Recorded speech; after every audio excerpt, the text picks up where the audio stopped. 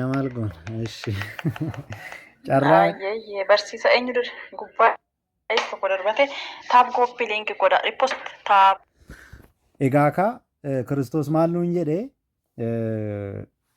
kan natti amanuu wantoota akkanaa kana argata jedheet waan argannu nutti hime malee dirqamaan gara koo koottaa nuun hin jenne nun dirqamsiisne jechuudha. Nun dirqamsiisne jechuudha.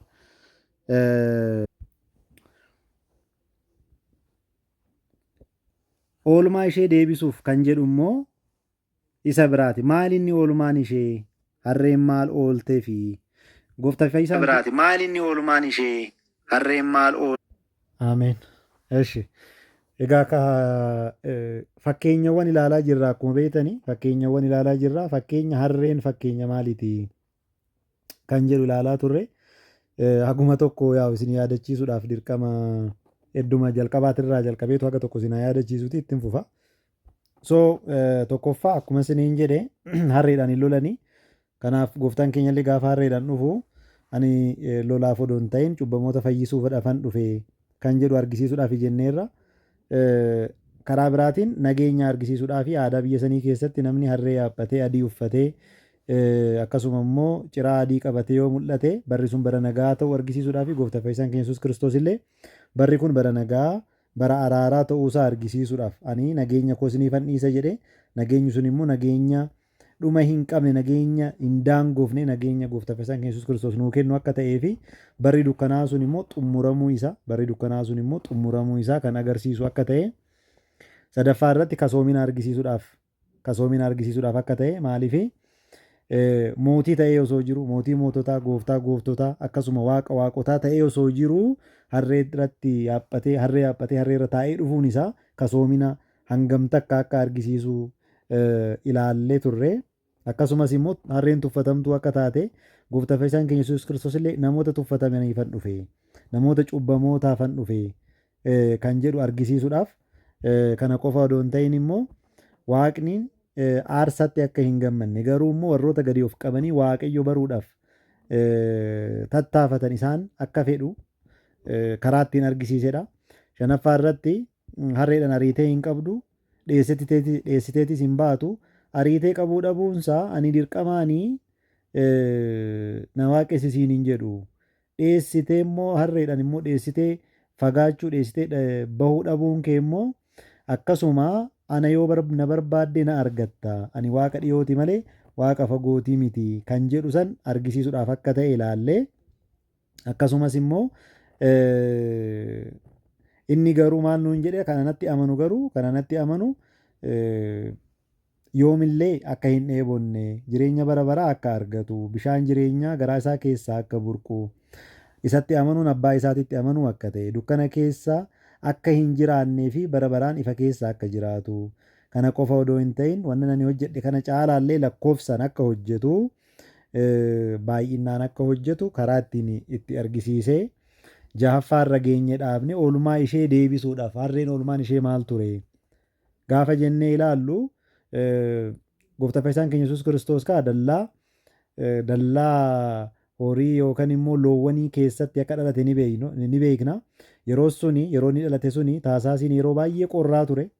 Naannoo sanitti namoonni naannoo san jirtan ni beeytanii yeroo suni ganna naannoo suni ammallee baay'ee waan jijjiirame natti fakkaatu haga tokko ni jira. Kanaaf yeroo qorraa sanitti warroota hafuura isaanii aarsaa godhanii dhiyeessan keessa harreen tokko akka taate abboonni keenya yeroo baay'ee nutti himu yeroo gannaatillee harreen wajjin kaafamti warroota loowwan moonaa san keessa jiran wajjin akkuma beektan harreen waliin kaafamti. Kanaaf oolmaa ishee deebisuudhaaf gooftaa Fayyisaan keenya Yesuus Kiristoos waan takka wanna dandeessan wanna inni isinii kenne wanna inni uume isinii kenne waanuma feetan iyyuu waan dandeessan san gaafa gootan gatiin keessan isin harkaa hin badu. Fakkeenyaaf ni yaadattu wangeela Maatiyoos boqonnaa 10 lakkoofsa 38 irraa jalqabdanii gaafa dubbistanii maal jedhaa namni duuka buutota koo yookaan immoo raajotas haa ta'u namni bishaanuma qulqulluu bishaanumaan uume kana maqaa isaaniitiin kenne jedhe. Bishaanuma qulqulluu bishaanumaan uume kana maqaa isaaniitiin namni kenne gatiin isaa jalaa hin badu waagaa'u አይጠፋበትም jedhe yommuu dubbatu ቀዝቃዛ ውሃ እንኳን ብቻ እንኳን በደቀ መዛሙርት ስም jedha argitanii በደቀ መዛሙርት ስም ቀዝቃዛ ውሃ ብቻ እንኳን ቢያጠጣ kanaafi gatiin isin wanti isin gootan hundi isaatiiyyuu gatiin isaa isin harkaa hin badu kan jedhu nutti himuudhaaf nu barsiifachuudhaaf fakkeenyummaa kana itti fayyadamee akkuma isiniin jedhe oolmaa ishii deebisuudhaaf harree tanatti fayyadame. Dhuma irratti kan ilaallu maa inni raajii dubbatameef sani dhugoomsudha yookaan immoo raajii dubbatame san raawwachuudha. Raajiin dubbatame maa inni harreedhaan ni dhufaadha. Buukarrii irratti maal godhee gadi of qabee argitanii gadi of qabee akkuma argitan gadi of qabee harree yaaphate maaltu godhee gadi of qabee harree yaaphate ni dhufa kan jedhame san maal gochuudha mirkaneessuudhaaf harree yaaphatee gara keenyaa dhufeera jechuudha. Lammaffaa irratti kan ilaallu maa inni tokkoffaan akkuma achirratti sirriitti kaa'amee jiru fakkeenya harreeti. Fakkeenyi biraa immoo zambaabaa qabataniiti. Ka zambaabaan afaan Oromootiin maal jedhama akka hin beeku. Namoonni tokko tokko timiras ni jedhu garuu zambaabaa afaan Oromootiin naa hiiktanii tolaa dhiifama naa godha sirriitti hiikuu dhabuu kiyyaaf. Zambaabaa fakkeenya maaliiti yoo kan jennu taate meexxii okay guddaa galatooma meexxii mukti meexxii yookaan immoo zambaabaan fakkeenyi isaa maaliinni kan jennu taate tokkoffaa aadaa biyya Israa'el keessatti gammachuudhaan waaqayyo yommuu waaqeffatan zambaabaa qabatanii yookaan meexxii qabataniiti kan dhufan. Meexxii qabatanii dhufaniit maal agarsiisu gammachuudhaan waaqayyo waaqessuu isaanii agarsiisu karaa garaagaraatiin jechuudha. Fakkeenyaaf andumtaa keenya irratti sirriitti namoonni yoo argitan yoo dubbistaniirtu ta'e Abrahaam ilma isaa Isaaq yommuu argatetti Isaaqis immoo ilma isaa ijoollee isaa Yaaqoobii fi Esaaw yommuu argatetti zambaabaa qabatee waaqayyoon waaqeffateera ittiin galateeffateera. Karaa biraatiin maa inni gammachuudhaan waaqayyo gammachuu fi argisiisati waaqayyoon waaqessuu. Karaa biraatiin immoo mana qulqullummaa keessatti illee mana qulqullummaa bareechuudhaaf illee zambaabaan yookaan meexxiin hojiirra ooleera akkuma beektan kitaaba moototaa tokkoffaa boqonnaa 6 lakkoofsa 29 hanga 36 yommuu dubbistan kitaaba seenaa lammaffaa boqonnaa 3 lakkoofsa 3 hanga 7 yommuu dubbistan Salamoon erga mana qulqullummaa hojjetee geesse booda girgiddaa isaati irratti fakkiiwwan kaasee keessaaf tokko fakkii meexxii akka ta'e kunis immoo mana qulqullummaa bareechuu jechuun maal jechuu akka ta'e hubadha. Kan waaqayyo gammachiisudha waan ta'eef wantoota waaqayyo gammachiisan keessaa yookaan immoo karaa ittiin waaqayyo gammachiisan keessaa inni tokko muka kana ta'ee yookaan immoo muka meexxii kana yookaan immoo baala meexxii kana ta'ee argameera. Kanaafi zambaabaa kana qabatanii gammachuu isaanii karaa ittiin ibsanidha waan ta'eef. Karaa biraatiin mallattoo moo'ichaatis keessattuu raajichi iyyuu jedhamu yommuu mootii eenyu jedhamu maqaa isaa harkaa bade isa moo'ee dhufutti zambaabaa kana qabatanii waaqayyoon galateeffataniiru. Isaafis immoo zambaabaa kana qabatanii isa fuulduratti yookaan immoo meexxii kana qabatanii isa fuulduratti mul'achuun isaanii mallattoo moo'ichaa waaqayyo nu gargaareera. Karaa kanaan immoo mooreerra kan jedhu argisiisu akka ta'e sirriitti karaa ittiin ibsatan ture. Fakkeenyummaan isaa kana ture jechuudha. Karaa biraatiin as keessatti wantoota baay'eetu jedhamee jira. Fakkeenyummaan hedduutu jira. Fakkeenyummaa hedduu kana hunda isaaniitu iyyuu tuqnee hin dandeenyu. Garuu akkuma beektanii gooftaa fayyisaan keenya Yesuus Kiristoos as keessatti wanni nu barsiisuu barbaadetu jira. Wanti inni achi keessaa akka nuti barannu jireenya keenyaaf keessoo keenyatti fudhannee irraa barannee nuti immoo warri bara kana jirru warri amma kiristaanota jedhamnee kiristoosiin kiristaanota jedhamnee jirru wanti akka irraa barannu barbaadametu jira. Maalidha yoo kan jennu taate qabxiiwwan muraasan ilaallaa jechuudha. Qabxii tokkoffaa irratti ilaallu maa inni mana qulqullummaatti argamuu akka qabnu ofuma isaati mana qulqullummaatti argamee nu barsiifate. Shakkitoonni tokko tokko waaqayyo mana qulqullummaa kana akka hin barbaannetti argisiisuudhaaf yeroo barbaadan ni argitu. Garuu akkasii miti. Manni koo jedhe manni koo mana kadhannaa jedhama. Manni koo mana maali jedhama? Manni koo mana kadhannaa manni koo jedheeti ibseeti mana kadhannaa jedhama. Maaliifi mana kana keessatti isin nan eebbisa jedhee Salomoon akkuma mana kadhannaa mana sanii hojjetee geessen waadaa akka galeef ni yaadattu. Waaqayyo waadaa isaa hin dhiisu namaa miti. Nama kan waadaa isaa dhiisu malee. Manni koo mana kadhannaa jedhama jedhee warroota gurguran warroota shaqaxan sana achi keessaa ari'ee gaafa baasu qaccee fo'ateeti beeka. Ari'ee achi keessaa gaafa baasu manni koo mana kadhannaa jedhamaa jedhe. kakuu haaraa keessatti islaamanni kun hin barbaachisne ta'e Kiristoos achi deemee isaan achi ari'uun isa hin barbaachisu ture. San qofaa iyyuu miti manni koo mana kadhannaa jedhamti jedhee irra deebi'ee isa raajotaan dubbate san irra deebi'ee hin mirkaneessu ture. Har'allee mana kana akka kabaju har'allee gurrii fi ijji kiyya mana kanarraa akkuma jedhee dura dubbate har'allee akkasuma akka ta'e karaa ittiin argisiisedha. Karaa ittiin mirkaneessedha jechuudha gooftaa fayyisaan Yesuus Kiristoos. Kanaafi nutis mana qulqullummaatti argamnee har'a ni yaadattu halkan irraa jalqabnee hanga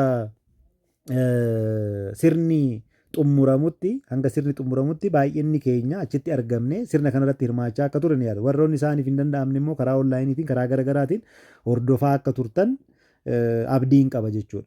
Garuu wanni jara mureetu asitti nu barsiisu maalinni nutillee mana qulqullummaatirraa fagaachuu akka hin qabne. Mana qulqullummaa kana keessatti argamuu qofaa miti namoota mana qulqullummaa kana keessatti argaman ammoo maal gochuudhaan isaan fayyisuudhaan lamxii kan qaban kan dhibee garaagaraatiin qaban hunduma isaaniitiyyuu mana qulqullummaa keessatti ni fayyisee jedha laalaa hubadhaa. Kanaaf iddoo fayyinaa ta'uu ishee argisiisu argitanii iddoo manni qulqullummaa iddoo fayyinaa ta'uu ishee iddoo guyyaa itti argisiisedha. Kanaan duras akkasumatti ture ammallee kan irraa barannu kana ta'a jechuudha. Yeroo kana kaa ijoolleen achitti argamanii maal jedhanii Hosaa'inaa ilma Daawitiif Hosaa'inaa ilma Daawitiif ati fayyisaa ta'uun siif mala sirriidhaati fayyisaadha dhugaadha maaloo amma koottu nu fayyisi maaloo amma koottu nu oolchi jedhanii irra deddeebi'anii ijoolleen daa'imman xixiqqoon akkuma kanaan dura argine faarfachaa iddootti turan iddoo kamidha mana qulqullummaa kana. Kanaaf har'a nullee zambaabaa yookaan meexxii qabannee mana kiristaanatti argamne Hosaa'inaa ba'aariyaam Hosaa'inaa Ariyaam irratti Hosaa'inaa gubbaa irratti ati qoricha gubbaarra jiruudha maaloo koottu nu fayyisi maaloo koottu nu oolchi kan jechaa turan nu immoo har'a akka ijoollee sanii akka daa'imman sanii yeroo itti galateeffachaa yeroo itti waaqayyoo hojii waaqayyootti gammadaa ittiin oolledha. Lammaffaa galateeffamuun kan amalamummaa isaa ta'uu beekne amma asitti sirriitti naa hubadhaa. Galateeffamuun kan amalamummaa isaa ta'uu beekne galateeffachuun waaqeffachuun akka nurraa eegamu irraa baranna. Qabxii lammaffaa. Qabxiin inni duraa maalidha isiniin jedheera. Qabxiin inni dura jalqaba irraa barannu maalidha isiniin jedheera. Mana qulqullummaatti argamnee yeroo kamillee taanaan waaqayyoon waaqeffachuu akka qabnu. Gurrii fi ijji waaqayyo achi akka ta'ee fi waaqayyo iddoo sana akka eebbise manni sun iddoo kadhannaa akka taate guyyaatti mirkaneessedha. Lammaffaa irratti immoo maalidha? Lammaffaa irratti immoo maalidha? Galateeffamuun kan amalamummaa isaa waaqeffamuun kan amalamummaa isaa akka ta'e guyyaa itti argisiisedha. Guyyaa itti argisiisedha. Kanaafi azaabonni baay'een isaanii maal jedhu Kiristoos namadha akkamitti waaqeffattu akkamitti nama waaqeffattu jedhanii yeroo irra deddeebi'anii dubbatan ni argitu. Kun immoo akkamitti amma jecha kana keessatti akkamitti akka fashalaa'u hundi keessanuyyuu sirriitti naa ilaala. Hundi keessanuu sirriitti naa ilaala. Akkana jedha Maatiyos 21 gara 15 irratti yommuu deemnee dubbisnu waan akkana jedhu argina. Luboonni hangafoonnii fi barsiistonni seeraa yommuu hojii dinqisiisaa inni hojjete arganii ijoollee mana qulqullummaa keessatti ilaala hubadhaa ijoollee mana qulqullummaa keessatti Hosaa'inaa ilma Daawitiif jedhanii iyyan dhagahanii ni aaranii argitanii diinni gaafa isin galateeffattan ni aara diinni gaafa isin waaqayyoon galateeffattan ni aaranii jedha. Saniin booda maal jedhanii dhaqanii isaanis ati waan ijoolleen kun jedhan dhageessaa jedhaniin. Waan ijoolleen kun jedhan hin dhageessaa jedhanii hubadhaa. Innis akkana jedhee deebiseef eshi dhiifama jedhanii isa gaafatan. Yesuusis ammoo eeyyenii isin waan yaa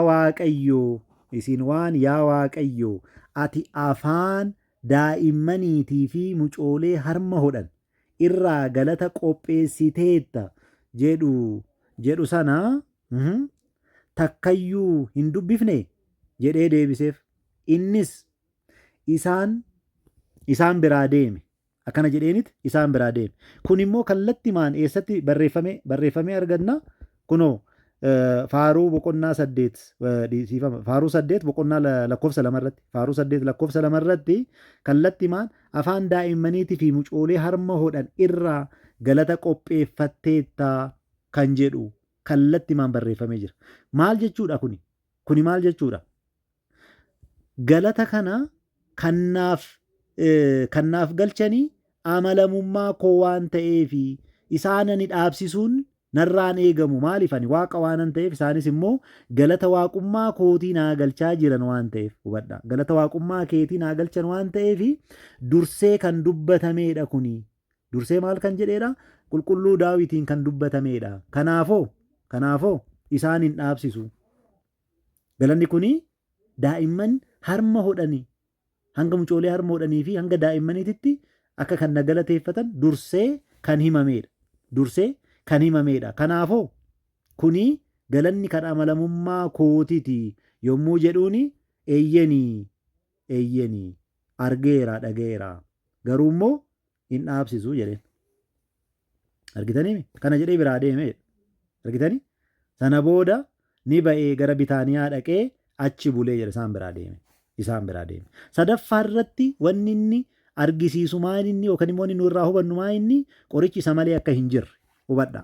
Qorichi isa malee akka hin jirre kana beeknee amannee akka jiraannu. Karaa biraatiin maal jechuudha? Qorichi isa malee hin jiru jechuun waaqotaatii jechuudha gooftaa fayyisaan Yesuus Kiristoos. Maaliif dursee Hoseen boqonnaa 13:4 irratti waan akkana jedhu nu barreesseera. Ani garuu yeroo ati Gibxii baatee jalqabee Waaqayyo waaqa keetii. Eenyutu jedha? Waaqayyotu jedha. Ani garuu jechaa jira yeroo Gibxii baatee jalqabee ani Waaqayyo waaqa keetii. Ati ana malee waaqa tokkollee hin beektu. Ana malee fayyisaa tokkollee hin qabdu. Hubadha. Ani maalidha? Fayyisaa keeti. Ana malee fayyisaa tokkollee hin qabdu. Ana malee waaqa tokkollee hin qabdu.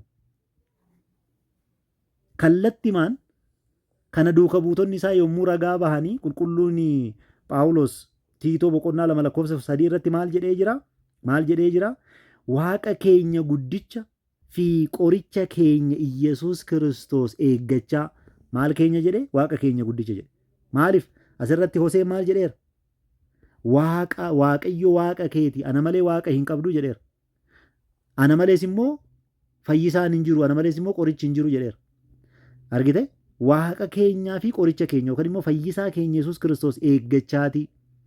Gooftaa fayyisaan keenya Yesuus Kiristoos maal jechaa jiranii kallattiidhaan maal nu jechaa jira? Hosaa'inaa gaafa jedhanii tosa galateeffatanii hosaa'inaa jechuun maal jechuudha jenneera? Maaloo amma nu fayyisii, maaloo amma nu oolchii, nu fayyisi kaa jechuudha jenneera miti? Fayyisaan isa qofa waan ta'eef, qorichi isa qofa waan ta'eef, qorichi keenya fayyisaan keenya isa qofa waan ta'eef, kunis waaqa waaqotaa akka ta'e kallattiidhaan karaa itti ragaa nuuf ba'u yookaan immoo karaan ittiin ifa itti baheedha jechuudha guyyaan kun. Karaalee baay'eetu jira. Guyyuma guyyaadhaan inni waaqummaa isaa yeroo maraayyuu ibsaatuma jira. Garuu immoo guyyaan kun karaa kanaan kan itti ife akka ta'e akka beeknuuf. Karaa biraatiin Waaqayyo jaalala isaa malee dhiifama jaalannee isa akka waaqessinuufi malee dirqamsiisee akka na waaqessaa hin jenne guyyaa itti argisiisedha. Argitanii? Guyyaa itti argisiisedha. Maal jechuudha? Kana jechuun maal jechuudha? Akkuma reefsini hin jedhe silaa fardaan gara Yerusaalem seene lolaan seenaa jira. Lolaan seenaa jira jechuun maal jechuudha? Dirqamaan na waaqeffadhaa jechaa jira jechuudha. Maaliif? Akkuma reef dubbachuudhaaf yaale fardaan namni lola deema. Nageenyaaf miti kan deemu. Fardaan namni lola deema. Harreedhaan namni lola hin deemu. Dheessee hin ba'u, ari'ee hin qabu, harreedhaan lola hin deemu. Akkuma reef argine immoo aadaa biyya sanaa keessatti maalidha jennee jirra? Harreen adii uffatanii harree yaabbachuun maal argisiisa jenneerra? Jaalala. Maal agarsiisa jenneerra? Nageenya. Maal agarsiisa jenneerra? Dhiifama. Argitanii? Araarama Waaqayyoo, jaalala Waaqayyoo, dhiifama Waaqayyoota argisiisa. Barri kun bara nagaatii, bara jaalalaati, bara araaramaati, bara quufati jecha jedhu. Ergaa jedhu of keessaa qabas jennee ilaallee waan turreef jechuudha. Kanaafi gooftaa fayyisaan keenya Yesuus Kiristoos maal nu dabarsuu barbaade ergaan inni guddaan inni as keessatti nu dabarsuu barbaade immoo maal inni Waaqayyo isa jaallannee malee dirqamsiisee waan na waaqessaa jedhu akka nutti hin fakkaanne yookaan immoo hubannoo akkasii akka nuti hin godhanne guyyaa itti argisiise yookaan immoo karaa itti argisiisedha jennee qabxiiwwan kana gara jireenya keenyaa akka fudhannuuf barnoonni kun dhiyaate jechuudha.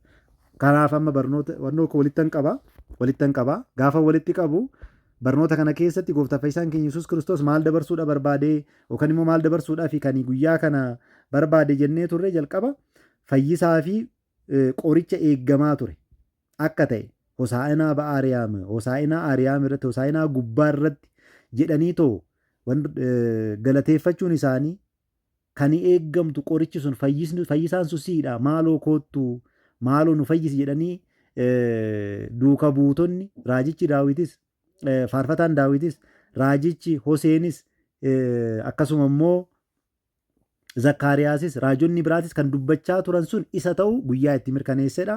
Tokko kaayyoon barnoota kanaa tokko kanadha. Lammaffaa waaqa galanni amalamummaa isaatiin kennamuuf akka ta'e beeksisuu akka ta'e.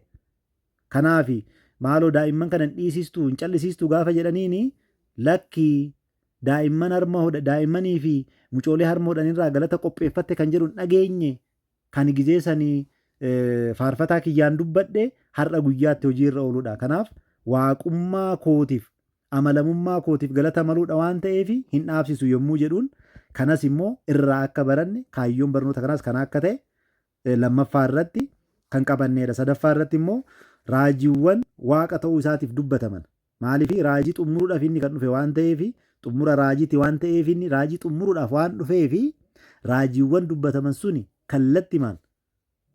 kallattimaan hojiirra oolchuu isaatiin waaqummaa isaa yookaan immoo raajii sun kan isaaf dubbatame akka ta'e guyyaa itti mirkaneesse akka ta'ee fi fayyisaa ta'uu isaa akka hubannuuf kan waan kan hundumaayyuu taasise ta'uu akka hubattaniif yookaan immoo akka beektaniif. Asumaan wantoonni tokko kan reefu nan dubbadha jedhee otoo dubbatin hafe maalinni keessattuu warroonni nuun morman waaqummaa gooftaa fayyisaa keenya Yesuus Kiristoos irratti warroonni nuun morman tokko maal jedhu akkamitti namni nu fayyise jettu kan fayyisu waaqadha. Jalqaba nuni namni nu fayyise hin jenne jalqaba. Lammaffaa akkamitti dhiiga isaatiin nu fayyise jettu jedhanii raawwatanii yommuu nuun morman argitan. Warri kun akkuma isiniin jedhe warroota musliimaati. Baay'inni waaqummaa Kiristoos warri morman isaanii. Pirootestaantiinis hin mormaa beekamaadha garuu pirootestaantiin karaa ifa galaatiin kan mormu. Warri Pheenxee kun karaa ifa galaatiin osoo hin ta'in karaa ciigootiin yookaan immoo karaa biraatiin isaan kan morman. Warri kun garuu kallattimaan mormu waan ta'eef. Garuu kitaaba isaanii keessatti sirriitti naa hubadhaa. Kitaaba isaanii keessatti fincaan nabiyyi isaanii akka fayyisu. Oolmaa yookaan immoo ibidda jahannamaa keessaa hin oolcha jedhanii akka barreeffatanii jiran tokko. Lammaffaa wanti afaan isaa keessaa bahu ingidihi dubbachuudhaaf xiqqoo ishiin ulfaata. Wanti afaan isaa keessaa bahu akkasuma ammallee firdii jalaa nu oolcha jedhanii akka amanan. Kana qofaa miti namni isaan dhungatame hubadhaa. Namni isaan dhungatame ammallee firdii jalaa ni oola jedhanii akka amanan. 3. Afraffaa waaqni keenya kan Allaa jedhamu sun jedhanii isaan kan amananii waaqni keenya guyyaa dhumaa sanii cubbamaa kiristaana tokko yookaan cubbamaa Yihuudaa tokko nuu kenneeti hoodhaa kuni beenyaa isin yookaan immoo karaa isin ittiin ibidda jahannam kana jalaa baatanidha nuun jedhanii kitaaba isaaniitti irratti warra barreeffatanii jiranidha warri kun. Kana hubadhaa sirriitti. Nuti kan jenne qulqulluu kan ta'e Kiristoos argitanii qulqullummaadhaan dhalatee qulqullummaadhaan lafa kanarra deddeebi'ee nu barsiifatee osoo cubbuun tokko ittiin argamin fannoorra oole. Maaliif namni mana murtiitiin barbaadamu tokko namaaf waasii ta'uu hin danda'u akkuma beektan. Ofiifuu cubbamaadha. Cubbamaadhaaf waasii ta'uu hin danda'u. Seeraan barbaadamu nama seeraan barbaadamuuf waasii ta'uu hin danda'u. Namni tokko waasii ta'uudhaaf dirqama maal ta'uu qaba? Himannaa irraa qulqulluu ta'uu qaba akkuma beektan. Gooftaa fayyisaan Yesuus Kiristoosis gaafa nu oolfatu qulqullummaadhaan kan nu oolfate.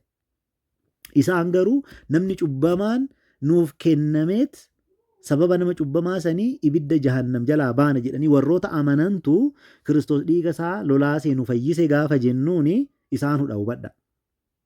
Qabxii afur isinii kaaseera. Qabxiiwwan afran kana hin dagatina. Maaliif ijoollee baay'ee ittiin burjaajessaa jiran waan ta'eef dubbachuun baay'ee barbaachisaadha. Qabxiiwwan afran kana hin dagatina. Tokkoffaa fincaan Mahammad maalirraa nu baraara jedhanii amanu. Maalirraa nu baraara jedhanii amanu ibidda bara baraatirraa tokko. Lammaffaa wanti afaan isaa keessaa bahu. Sadaffaa namni isaan dhungatame. Afraffaa nama cubbamaa kiristaana yookaan immoo Yihuudaa ta'e tokko nuuf kennameet ibidda jalaa baraa baana jedhanii warroota amanan kanatu har'a nu fuuldura dhaabbatee maal nuun jedha? Kiristoos akkamitti nu fayyise jettanii argitanii waan kitaaba isaanii keessa jiru hin beekanii garuu immoo kallattiidhaan gara keenyaa dhufanii wantoota akkasii kana nu biratti yoo dubbatan arginu. Kuni beekumsa dhabuurraa kan ka'e akka ta'e hin beekama. Garuu immoo ijoolleen teenya hubannoo akkasii kana maaliif nu nitsitsirii hojjenna waan ta'eef maaliif kallattii maanii waa'ee kan keenyaa qofa iddootti barsiisnu miti. Iddoon kuni nitsitsirii hojjechaa iddootti barsiisnudha waan ta'eef anarraayis immoo kana dhaga'uu qabdu. Maaliif kallattii maan kana nani hojjechaa jiru waan kanarratti waan ta'eef anarraa kana dhaga'uu qabdu. Ijoollee baay'een yookaan mallaqaan yookaan garaa fuudhaaf heerumaatiin yookaan immoo viidiyoo garagaraa jedhetuma bira haa darbu viidiyoo garagaraa irratti qabuudhaan akka garas fuudhaa jiran hin argitu. Koottaan wajjin mari'adhaa jennee kadhannee dadhabnee koottaa waan barbaaddan gaafadhaa jennee kadhannee dadhabnee garuu immoo ijoolleen tokko amma kan nama akkasitti dogongoree deemu baay'een agarru. Ijoollee ortodoksii ta'anii nama akkasitti dogongoree deemu baay'een. Kanaan dura garuu ijoolleen baay'een akkasitti dogongoraa akka deeman isinis hin beektu. Ammas immoo hin jiru jechuu miti. Boruus iftaanis immoo hin jiru jechuu miti. Argitanii? Boruus iftaanis hin jiru jechuu miti. Kanaafi nama akkasii barnoota akkasii keessattuu namni isaan amma nu fayyisa jedhanii eegan kun kitaaba isaanii keessatti cubbamaa akka ta'e jala muramee barreeffame hubadhaa. Cubbamaa akka ta'e jala muramee barreeffamee fincaan isaa nu fayyisa jedhanii kan amananidha isaan. Cubbamaa akka ta'e jala muramee kitaaba isaanii quraana isaanii keessatti barreeffamee wanti afaan isaa keessaa bahu ibidda bara baraa jalaa nu baraara jedhanii warra amananidha. Cubbamaa ta'uun isaa jala muramee barreeffamee namni inni dhungatee cubbuu ibidda bara baraa jalaa nu baraara hin baraarama jedhamanii warroota amananidha warri kun. Cubbamaa ta'uun isaa jala muramee barreeffame jechuudha. Jala muramee black and whiteidhaan jala muramee barreeffame. Sirriitti hubattaniittu jedheen yaada. Garuu Kiristoos waaqa nama ta'eedha. Jecha waaqayyoo santu dhufee qulqulleettii giiftii maaramii irraa foon uffatee beenyaa nuuf ta'e maaliif beenyaa ta'uun barbaachise? Addaamii du'a ofii ofitti fide. Du'a ofii isaatii ofitti fide. Du'a saniif immoo ofii isaatii du'ee du'a moo'ee ka'uu hin danda'u. Maaliif? Addaam nama qofa waan ta'eef. Waaqayyo jaalala isaaf qaburraa ofii isaatii barbaade nuti foon uffachuu qabda hin jenneen nu isan gaafanne bara. Addaam akkana isan gaafanne bara. Addaam na fayyisi jedheen malee akkamitti akka isa fayyisu isatu beeka. Addaam garuu maal jedheen na fayyisi yaa gooftaa balleessira sitti balleessira cubbuu hojjedheera. Argitanii? Cubbuu hojjedheera. Na fayyisi jedheen Addaam. Akka itti fayyisu garuu waaqayyotu beeka. Inni akkanatti na fayyisi hin jenneen Addaam. Ijoollee koo akkatti naa oolchi akkatti naa fayyisi hin jenneen Addaam. Waaqayyo garuu ofii isaatii fedheet karaa ofii isaatii barbaadeen ufee dhalatee nu fakkaatee beenyaa nuuf ta'e. Maaliif? Mindaan cubbuu du'a waan ta'eef du'a keenya san immoo nuuf du'e. Hubadhaa. Mindaan cubbuu maalidhaa? Du'adha. Kanaaf du'a keenya san nuuf du'e. Argitanii? Kanii cubbuu san hojjete namadha waan ta'eef kanaaf nama ta'e Kiristoos. Beenyaa san kaffaluuf wal fakkaataa ta'uu qaba kaa. Cubbuu san kan hojjete nama waan ta'eef kan kaffalus nama ta'uu qaba. Kan hojjete nama kan kaffalus nama ta'uu qaba.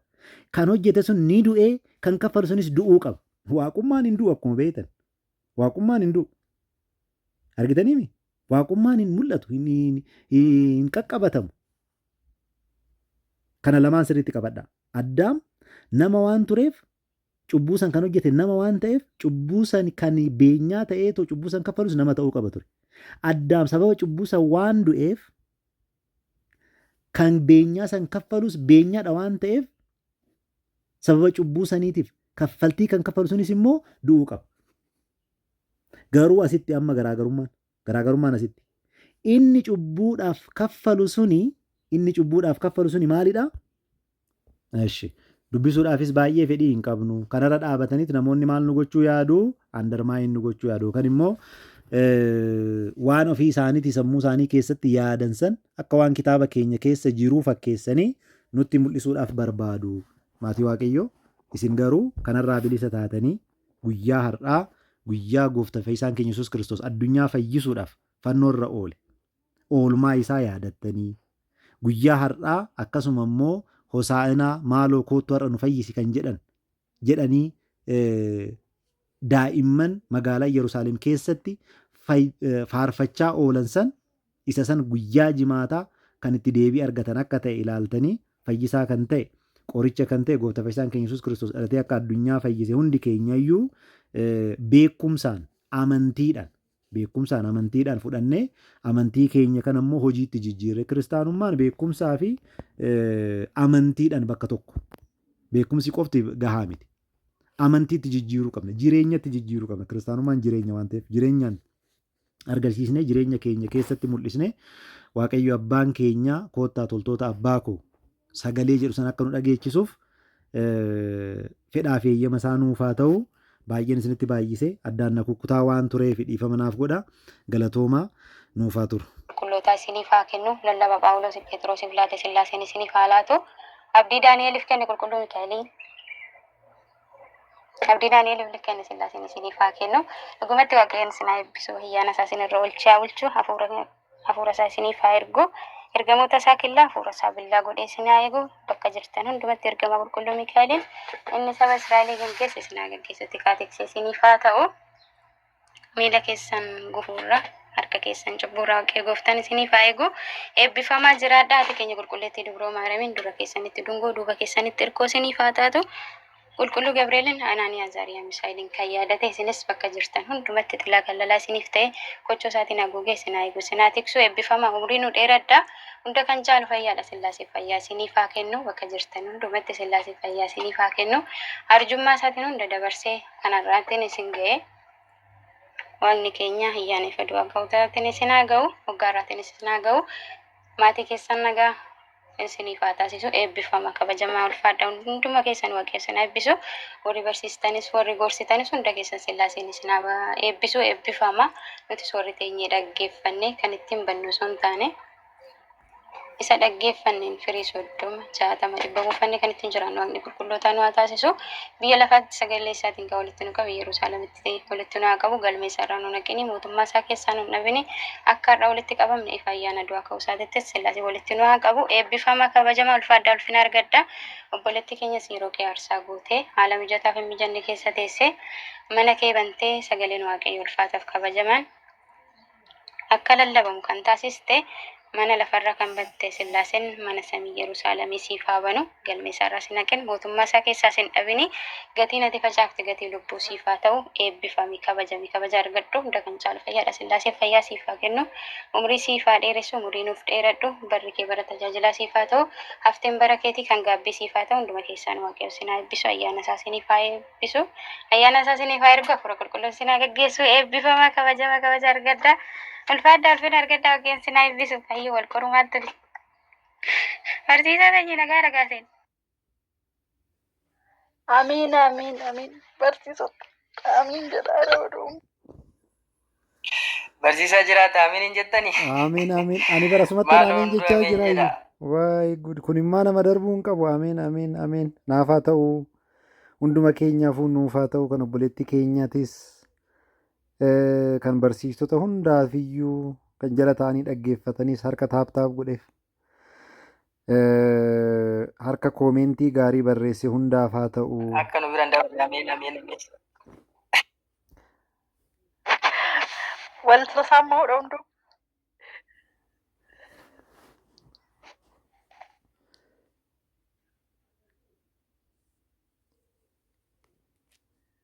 Eshi, inni dhaga'ama sagaleen kiyya.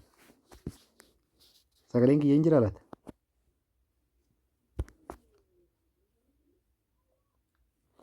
Sagaleen kiyya jira.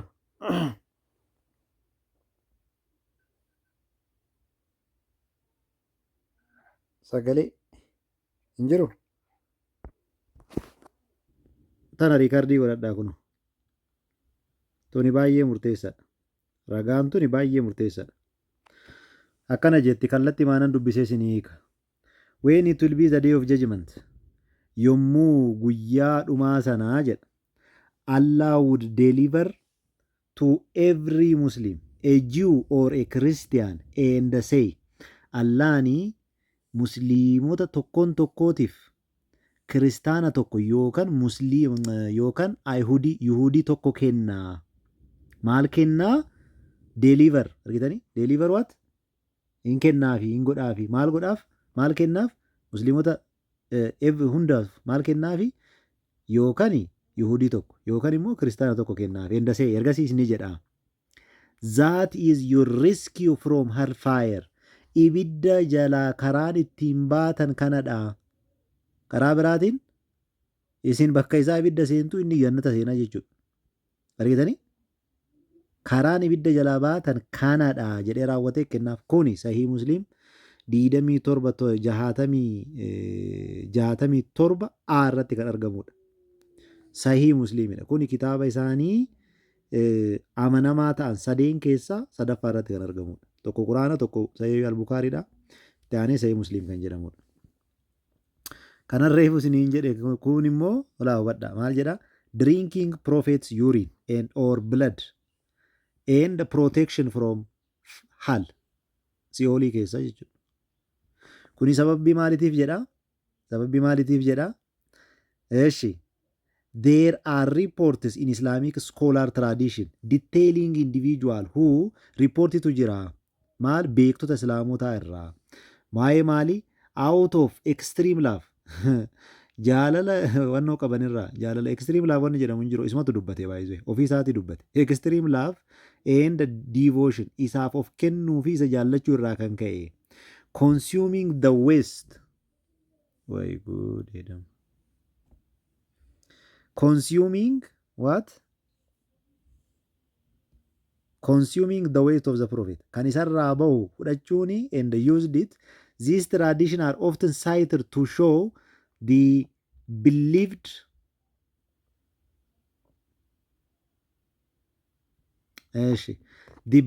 blessing baraka of his body. Argitanii namni kuni akkuma isiniin jedhe maalidha isiniin jedheera? Cubbamaadha isiniin jedheera. Namni cubbamaa ta'e kuni qulqullina yoo jedhanii too ibsan iyyuu saalfatan laala. Waan isaan jedhan argitanii? Believed blessing. Waa'ee maal ta'uu isaa? Eebbifamuu isaa amanuu irraan kan ka'uudha. Yookaan immoo eebbifamuu nafa isaa laala. His body. Blessing of his body. Garuu namni kun eebbifamaadha kan jedhanii amanan kun nama akkamiiti akka ta'e takkaa isinitti argisiisu dhiifama guddaa.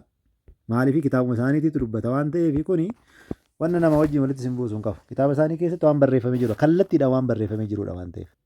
Cubbuun isaa inni darbees argitanii? Inni darbees inni gara fuulduraa dhufuuf naaf dhiifameera. Argitanii? Nama kanatu nama cubbuu akka qabu kallattimaan barreeffamee jiru kanatu cubbamaa akka ta'e barreeffamee jiru kanatu garuu immoo maal gochaa jira? Argitanii? Qaama isaatirraa wanti bahu nama fayyisuudhaaf difratima isaanii ilaalaa jiran. Garuu immoo nuun morman dhaabatanii. Argitanii? Dhaabatanii nuun maru akkamitti dhiigni Kiristoos nu fayyise jettan jedhanii immoo nuun moru. Garuu kan isaan fincaan dhuganii dhiiga isaa dhuganii dhiiga jechuun gara afaanitiin qaba'uudha baay'isee. Gara afaanitiin qaba'uudha. Akkas wannoo wajjin jechuudha. Innaa nama kanaafi kan wannoo dhaabbatanii jechuudha. Innaa ragaa isaa argattaniittu jedheen yaada. Ragaa isaa qabattaniittu jedhee yaada. Kana lamaan sirriitti qabadha. Ragaa kanaafi ragaan amma isiniin jedhe kana kuni kitaabolee hedduu keessa jira. Kuni kitaabolee hedduu keessa jira. Ragaa kana lamaan qabattan gahaadha baay'ee. Galatooma.